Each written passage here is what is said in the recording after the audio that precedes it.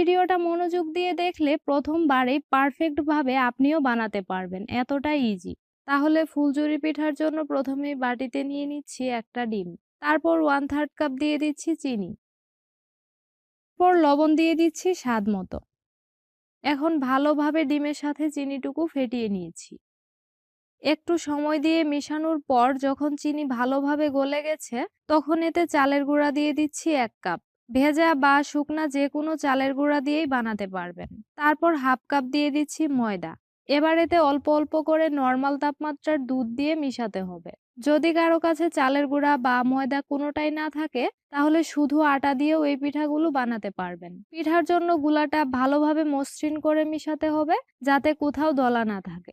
এই গুলাটা খুব বেশি পাতলা আবার অতিরিক্ত ঘন করা যাবে না, অর্থাৎ মাঝারি ঘনত্বের হবে।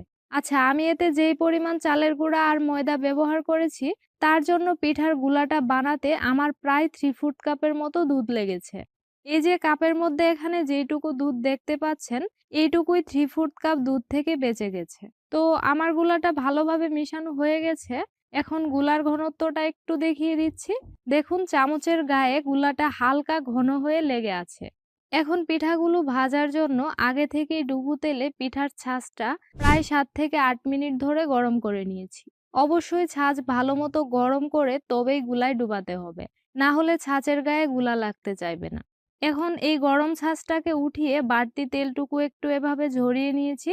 তারপর তৈরি করা পিঠার গুলার মধ্যে ডুবিয়ে নিয়েছি। ছাঁচটা গুলার মধ্যে পুরোটাই ডুবানো যাবে না, উপরে কিছুটা খালি রাখতে হবে। পুরোটাই যদি ডুবান, তাহলে আপনি পিঠা যখন তেলের মধ্যে দিবেন তখন ছাঁচ থেকে আলাদা হবে না। আচ্ছা, এখন এই গুলায় ডুবানো ছাঁচটা নিয়ে সাথে সাথে গরম তেলের মধ্যে দিয়ে দিচ্ছি। তেলে দেওয়ার পর 3 থেকে 4 সেকেন্ড একটু অপেক্ষা করে তারপর আলতোভাবে ঝাঁকালেই দেখবেন খুব সহজেই ছাঁচ থেকে পিঠা আলাদা হয়ে যাবে।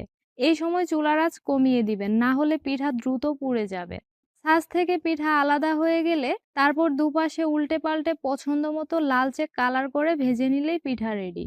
নিশ্চয়ই খেয়াল করেছেন, ছাঁচটা কিন্তু আমি তেলের মধ্যে ডুবিয়ে রেখে দিয়েছি, যাতে ভালোভাবে আবারও ছাঁচটা গরম হয়। কারণ প্রত্যেকবার গুলায় ডুবানোর আগে এই ছাঁচটা ভালোভাবে গরম করেই সেম পদ্ধতিতে গুলায় ডুবিয়ে তেলে ছাড়তে হবে। এখন আসি আসল কথায়। এই পিঠা তৈরির ক্ষেত্রে আপনি যদি প্রতিটি পিঠা পারফেক্ট ভাবে মুচমুচে সুন্দর কালার করতে চান,